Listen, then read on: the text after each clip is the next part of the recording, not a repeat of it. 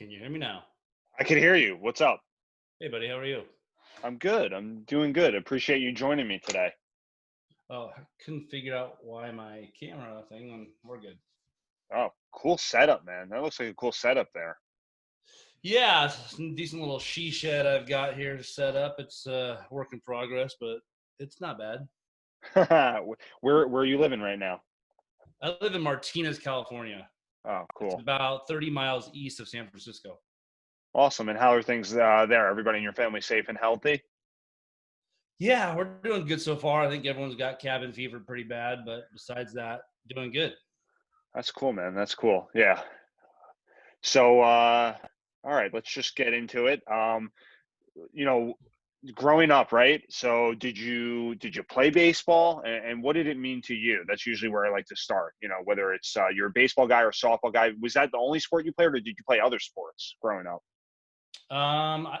Baseball for me it was my dream since I was 5 years old. Wanted to be a major league baseball player. If you look over to that picture right there, it's one of my first ever little league games. Me standing by the fence right over there. And so for me, growing up, I wanted to be three things: a major league baseball player. My backup plan was astronaut, and after that, BMX pro bike rider. So uh, none of those worked out for me that well, but yeah, I grew up playing that. In high school, I did four sports: football, basketball, baseball, and track. So I grew up playing everything and anything I could play. The only thing that I didn't play growing up, which I kind of regret, was soccer and golf. As an adult, I really liked those sports, but yeah, and in my career, I ended up being a better football player than baseball player in high school. But yeah, I played everything you could think of: roller hockey in the street, all everything.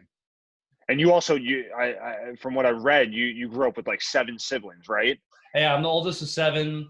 Um, Six of us played college sports, and Wow. one of my brothers has Down syndrome. He's the only one who didn't, obviously, and so it's been a pretty crazy sports family, and some of them are still competing. My mom does triathlons a lot still, and her and one of my brothers compete in triathlons and marathons all the time. So still getting after it. I'm about Peloton bikes and riding bikes and stuff like that. I can't do what those guys do. That's awesome, man. That must have been quite the household growing up. Like it just like very competitive. Were you the most competitive? Were your brothers the most competitive? What was that like growing up in a house with six kids that went on to play a college sport? That must have been quite the household. Yeah, very competitive. Still is. Every Christmas Eve, I host what's called the Matty Claus Olympics, and we've got about 30 family members that compete in a bunch of different events, from trivia to card games, and it is very, very intense. So yes, everyone is super competitive. We still have a family text thread that gets pretty heated, just arguing everything from LeBron and MJ down to the littlest things. So very competitive. Oh, that's cool, man. And basically, you went on. Obviously, you said you played football. Where did you? What was the recruitment process like for you? And how did you decide on the college that you were going to go to? Did you play baseball? Did you play football? What was the Yes. plan there? So back in the '90s, there was no travel ball teams. Yeah. It was very different. Like you just kind of hope to get letters. Your high school coaches were your people, and so starting my sophomore year, I started getting letters for football, and I had a really good junior year of football. So I started getting recruited. Fresno State and Navy was a big one that was recruiting me, and some other small schools. And then I really wanted to play college baseball. I was above average baseball player, but I wasn't getting a lot of love, a lot of attention. Like I said, there was no showcases back then. It was just how you played. And so it looked like I was probably like lower Division 1, higher Division 2 guy in that. And so, life kind of threw me a curveball, or I threw myself a curveball. My senior year of high school, I had a kid, and my daughter now 23 years old. So it kind of changed everything for me. I had signed to play football at Fresno State, and decided never to play football again after that. And I started doing college baseball. I played at Cal State East Bay, which is now was called Cal State Hayward back then. Played a little bit. I kept having shoulder injuries. And by my junior year of college, my old high school coach asked me to come back and help coach. and kind of the rest is history. It's been 20 years of coaching. Yeah, man, no kidding. Wow. Okay, so that's you kind of rolled with the punches, obviously at that early age. Is that kind of did you when you stopped playing baseball? Were you what was the plan? Were you like, I don't know what I'm going to do? Was it your coach that said, "Hey, come here and help me coach"? Was that? I mean, were you like instantly fell in love with coaching, or what was that like?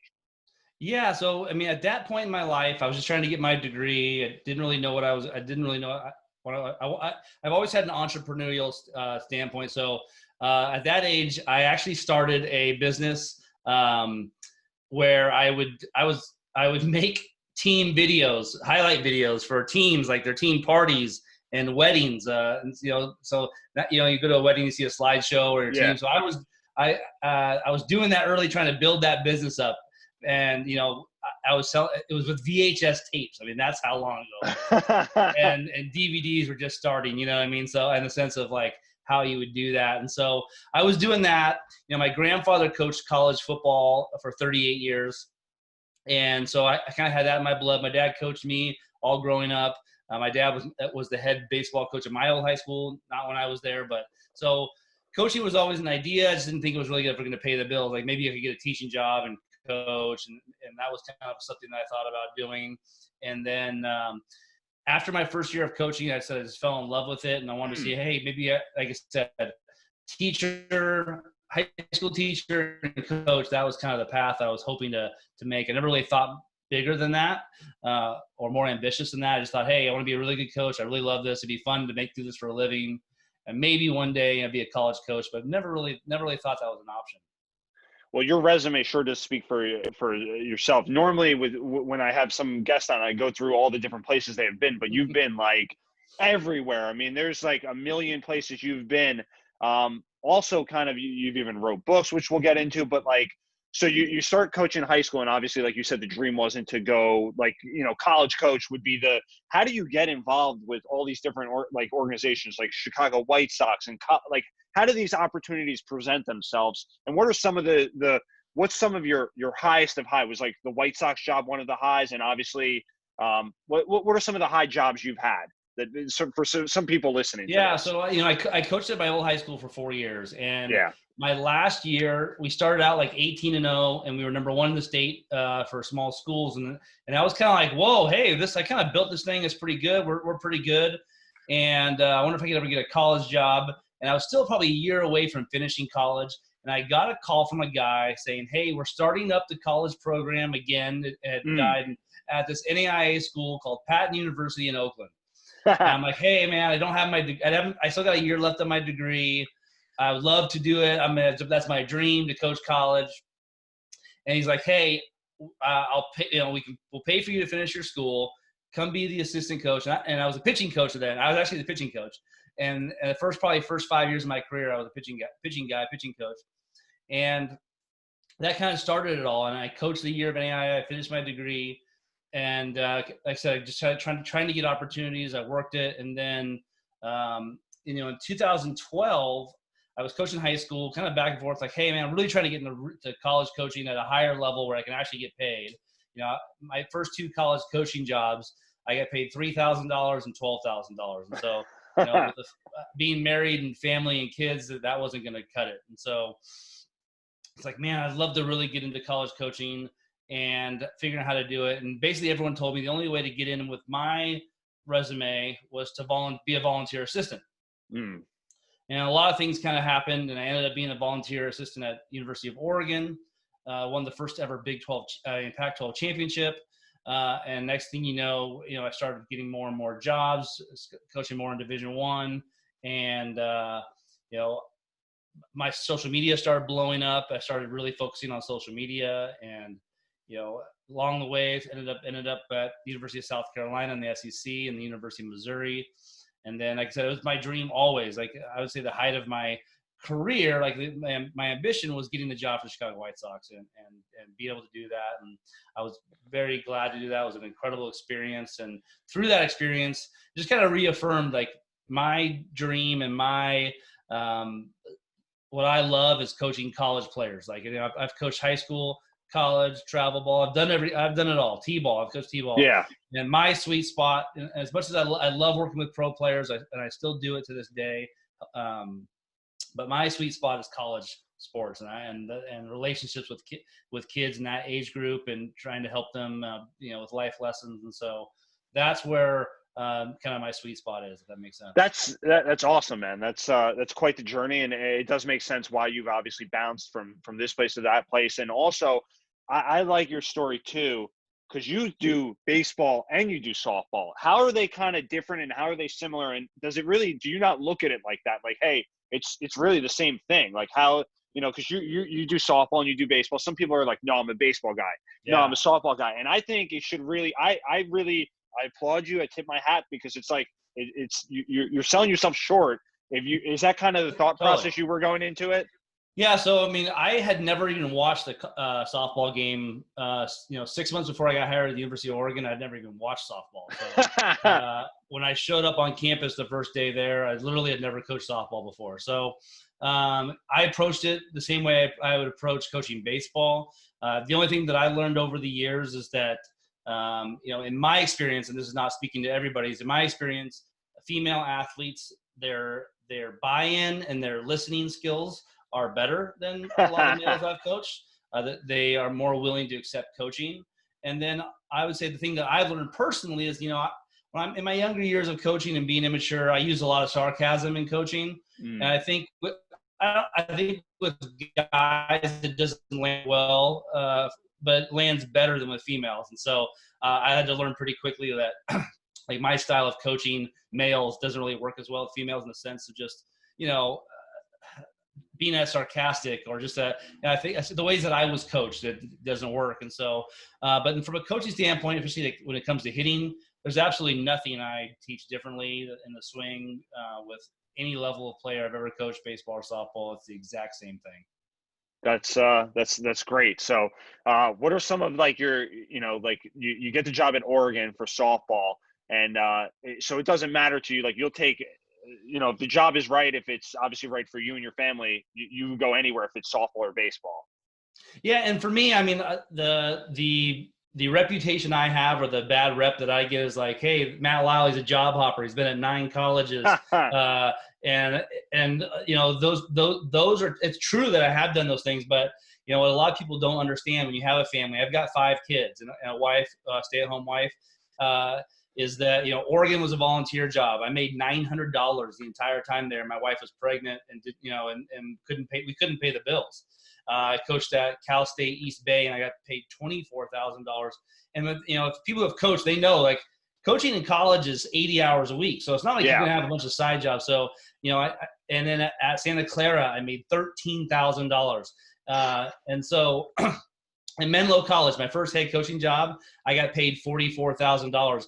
And if you know anything about the Bay Area, $44,000 wouldn't even pay your rent here. And so, for me, the dream of coaching full time, I would have loved to stay at Oregon a long, long time. I would have loved to stay at Menlo. I loved Menlo. But for me, it was like, hey, how do I survive this? And I took every year as a survival. And so from every job that it has been, it hasn't been about the grass is greener or going to another job. It's been like, hey, what's the best decision for my family right now, right where we live? And, there's a lot of things that come into play with that a lot of people don't realize when it comes to kids. And, my second grader has been to 3 schools in 3 states. He went to kindergarten in South Carolina, went to first grade in Missouri, and second grade in California. And so, those things come into play when you're talking about jobs and how to do it. And so, it's tough. But for me personally, like baseball, softball, I don't have a preference. I just love coaching athletes. And, for me, it's always been like, hey,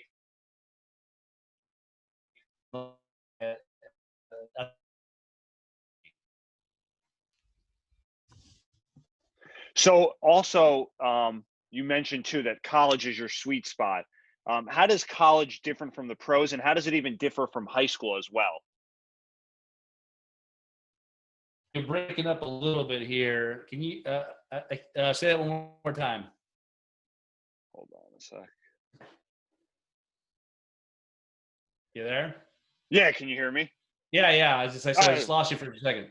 no, no worries. So I said you mentioned that like college is your sweet spot, and obviously I took a lot of trial and error and stuff like that. When did you kind of find out that college was your sweet spot, and how does college different from the pros and high school as well? I think it's just years and years of experience. Like I said, I love coaching high school too. It's just that I know that my style, like my desire, like player development is the thing that I really love. And so for me, I just know that college coaching is where a lot of development all where we've got these student athletes for such a long time. Where in high school you got kids, you might have in the summer, they might play travel ball.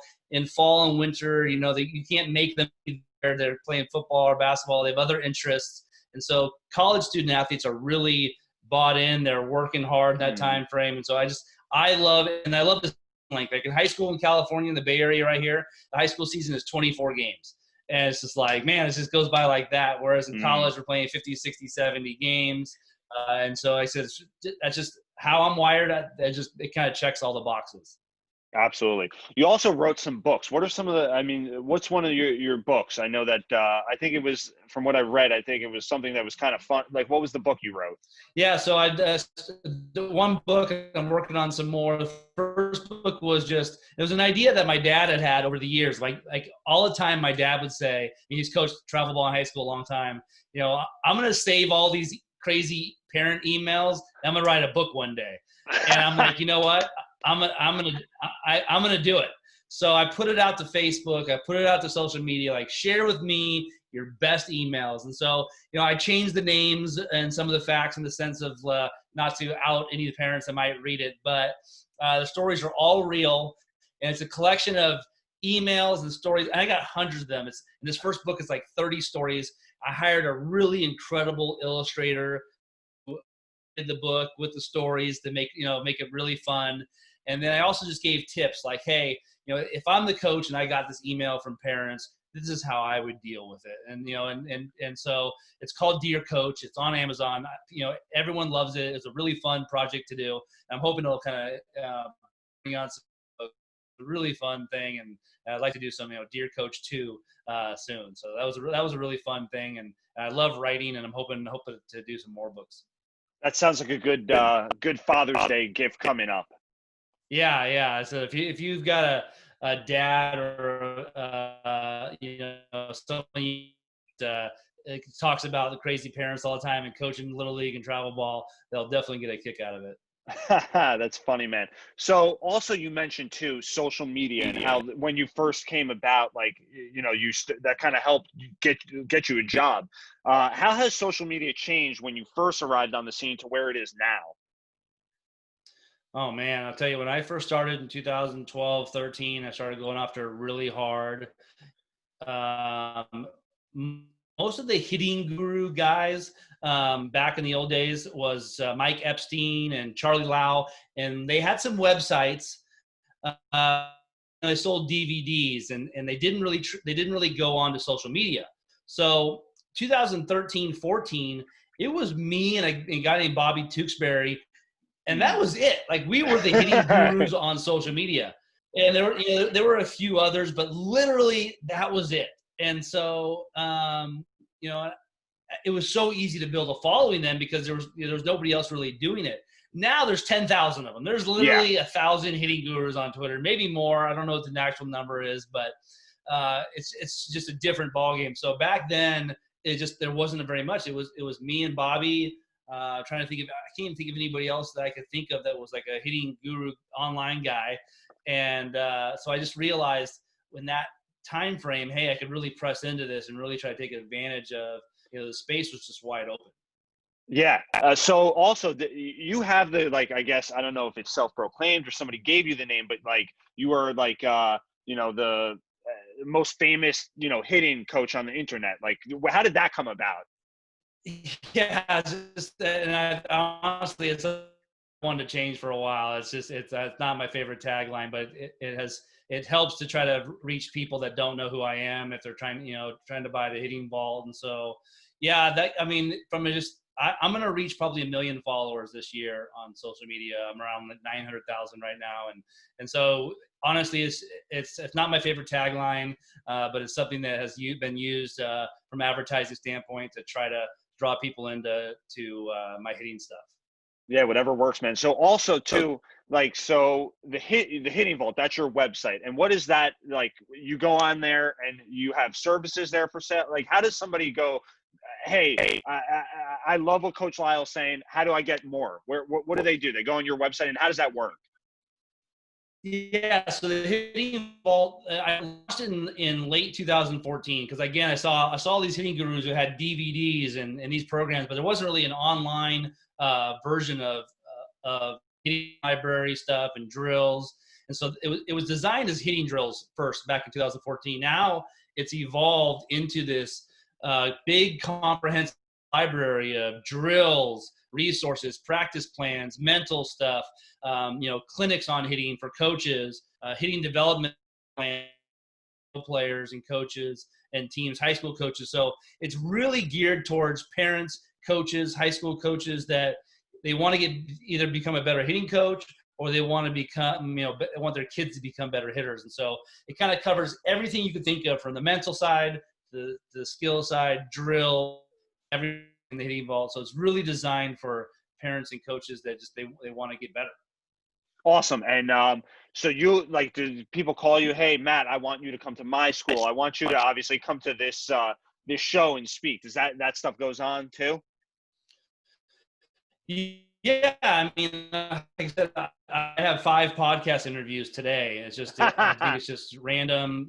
People reach out to me, and some of the coaching jobs I've gotten from like, hey, this guy told me about you, reaching out to you, or I followed you on Twitter. I mean, the first couple pro guys that I worked with were Daniel Descalso and John Peterson.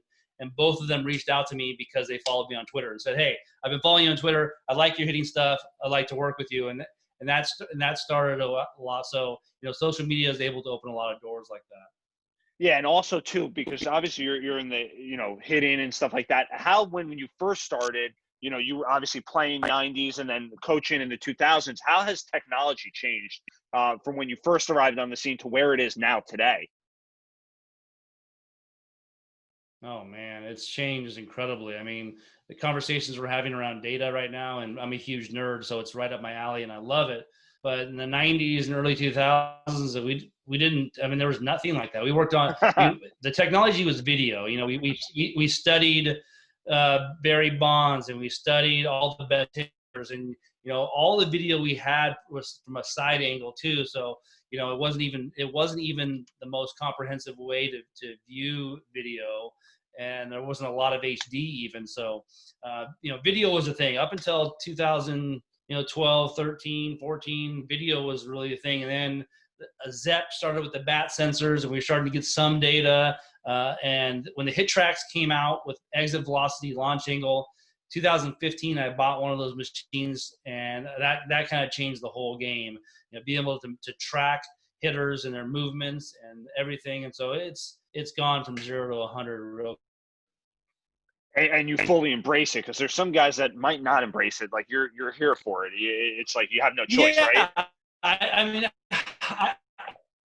I think that coaching, the hard part is that at some point coaches have to decide to either step out of their comfort zone and learn something new, or they stay where they're at and they're like, you know what, I've had success, I like where I'm at, and I stay here. And I fight that urge a lot too. It's like, when it comes to a lot of the kinetic chain stuff and learning more and more kinesiology, kinesiology is not my expertise, but that's kind of the world we're in. So it's like, how much are you willing to put work into learning that? And so for me, it's really about, you've got to embrace it. You got to figure out how much you're willing to invest.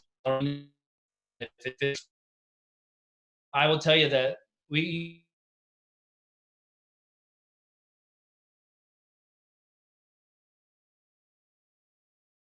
produce, and so you don't have to have all those things to produce great hitters or be a great coach.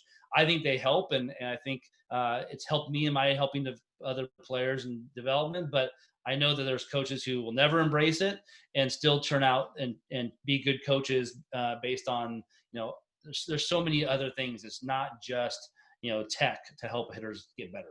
Absolutely. What are some things, I don't want to, your secret sauce, obviously, I don't want to give away your secret sauce, but what are some of the main things that you focus on with your players? So exit velocity, number one. I mean, my hitting philosophy is do damage and get on base. So we spend a lot of time on doing damage, exit velocity.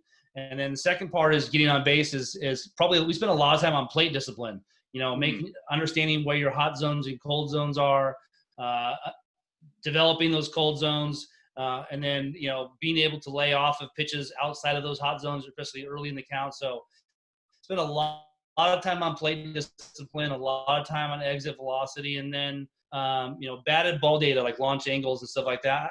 To a degree, if I've got a player that could hit the ball routinely 400 feet, but only hits it 200 because they're, hitting balls on the ground so often, we're going to talk about getting the ball in the air more. And so, launch angle is a part of it. It's more of a tool to kind of just see where our hitters are. It's not really a teaching aspect. Like, we're not going to start, teaching everyone to try to hit balls in this launch angle. But, so I would just say exit velocity, plate discipline are probably the two biggest things that I focus on. Awesome. So anybody listening to this, watching this later on, if you want to do damage and you want plate discipline and you want to hit the ball hard, you got to check out Coach Lyle. So also, how many people mispronounce your last name? I do have to bring that up. Everybody. Lisley. I always tell a funny story. In my junior year of high school, I was like the Bay Area High School Player of the Week. And I was so excited. It was on 11 p.m. at night after the football game. You got excited. You watched it live. And they called me Matt Lysol, and I was just like, I was so bummed about it. And so for me, I'm used to this point. Lisley, Leslie. I've heard all the different pronunciations, and that just comes with it. I guess it could be worse. Matt Lysol wouldn't be terrible for this time period that we're in right now. Lysol was like through the roof. So very true. Very true. That's pretty funny. So let's talk about where you're at now. So it seems like it kind of came full circle in some way because you're at Fresno State, and was that also a no-brainer given the job opportunity there? And how does that come about being back at Fresno State with the softball program? Yeah, it kind of came out of left field. I was finishing my year with the Chicago White Sox. I was doing some interviews with some other teams for some big league jobs, and we were talking more and more about my family and with my wife, just about where do we want to go from here? Do we want to try to go after some big league jobs? Do we want to move again? What's best for our family? And there was no college jobs open at the time. It was the end of September, and all the college hiring happens in the summer. And I got a call like literally out of left field from the Fresno State head coach saying that she was losing her hitting coach, wanted to know if I was interested in the job. And for me, it was a pretty easy heartstring pull. My family's from Fresno. My grandfather played football at Fresno State. I grew up a Bulldogs fan. And it's about 2.5 hours from where I live. And so for my wife and I, was like, hey, could we work this out for this year and see what happens with the year and how it goes. And it was going great, again, until this coronavirus thing happened. So, we're kind of in this holding pattern of like, we don't know what's going to happen with NCAA, the Cal State system with athletics. It's, I think everyone's pretty nervous and worried about, what does it look like next year and all that. So honestly, I'm not sure. Yeah. Well, I've heard, so because you are obviously the hitting coach there, but where were you guys when this whole coronavirus thing happened? I've spoken to so many different college coaches, and they said, I didn't even get to say goodbye to the team. Like, we were, some guys were on spring break. Where were you guys? What was Fresno State doing at the time when this whole thing happened? Yeah, it was actually pretty scary because we were in the Seattle airport. And at the time, the Seattle was the epicenter of coronavirus in the world. Yeah. And so we were literally there, and I had some Lysol wipes and spray, and we, at that point in March, we didn't really know how bad it was, or so it was kind of and stuff like that. So we were there, and we were there for 6 hours. We were going to Boise State to open conference, and the word started going out. They announced it. And so we got the team together. We said we're flying back home. So we never even made it to Boise. We spent we flew from Fresno to Seattle, stayed there all day, flew back home.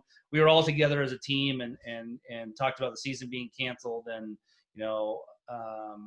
yeah, it was kind of crazy. It was surreal, honestly, because coaching for 19 years now, you just never experienced anything like that. It was just really strange and emotional for everybody. It was tough because we were having such an incredible season. The RPI had just came out. We were 12th in the country. We were just having this incredible year. And when that happened, it was just like a kind of a punch in the gut. Like, wow, not only is this a terrible thing and the season ended, but it's like on top of that, we were having such an incredible year. Absolutely. Absolutely. Well, you'll never forget where you were around that March 12th, 13th, like for the next, how many years. You'll always remember where you were and what you were doing. So you were in the Seattle airport, which is definitely the scariest thing that I've heard from anybody, that you were in Seattle, because that's when everything was going on in Seattle. So I would be terrified. But glad you guys are safe and sound. Now, where can we check you out? Because I'm sure people are going to want to go. I got to get with Coach Matt and find out more. Where can they find you? So I'm Coach Lyle, at Coach Lyle on everything, from Twitter to Facebook to Instagram and YouTube. All is at Coach Lyle. The Hitting Vault is a great place. If you want to know more about hitting, the Hitting Vault is the best place. HittingVault.com and the Hitting Vault social media pages are all the Hitting Vault. And then, if you want to know more just about me, CoachLyle.com is where you can just learn more about me, learn about the book, some of the projects that I'm working on. Starting on Monday, June 1st, I'm going to start a new show, a daily live show called Coffee with Coach Lyle. I'm excited about that project. So we'll see. I'm going to kind of try to do that for the month of June. So again, if you just Google Coach Lyle or find me on social media, you can find me pretty easily. Awesome, man. So I hope next year we see you at Fresno State. I hope everything works out there. I hope everything's, works out, family-wise as well. And also, last question, right, before we let you go, I appreciate you joining me because you are very busy. And that seems like now this is the time where everybody's making more connections because of the coronavirus. Nobody's out playing. I'm in New Jersey, so I'm all the way in the opposite side, and I'm probably just as bad as you guys are. So we're not moving. They said June 22nd, people could start at least practicing outside. So I don't even know what they said in California people can do. So, but if they make a movie about your life, because it seems like that could be happening, right? What actor do you want to play you? For me, I would have to say Justin Timberlake. I coach girls, so I tease them a lot that, Zac Efron, Channing Tatum, and Justin Timberlake are the guys I would want to play, just to give the best side of me that possible could be. Awesome. And I do have one more bonus question, actually, just because I should have asked this earlier. Have you toyed with at all ever, like, coaching football? Because it seems like football, you were also a pretty legit player. Was there ever kind of a consideration, hey, this baseball thing, might not work out, let me try football? Was there ever a consideration? I coached high school football for 2 years. Okay. Back in the early 2000s. I loved it. I would say at some point in my life, I coached basketball too for a little bit. And basketball is probably one of my favorite to coach. So I would say that when my career is done, if I get to be retired and all my kids are gone, I would say I would go back to coaching high school football or high school basketball in a heartbeat. Absolutely.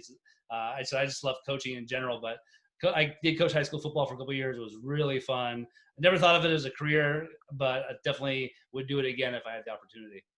Awesome, man. Well, I appreciate you joining me. And if you're ever in the tri-state area under normal circumstances, I'd love to meet you face to face. If I'm ever in San Francisco, if I'm ever in the Bay Area, I'll check you out and have a good weekend. All right. All right, Max. I appreciate it. No worries.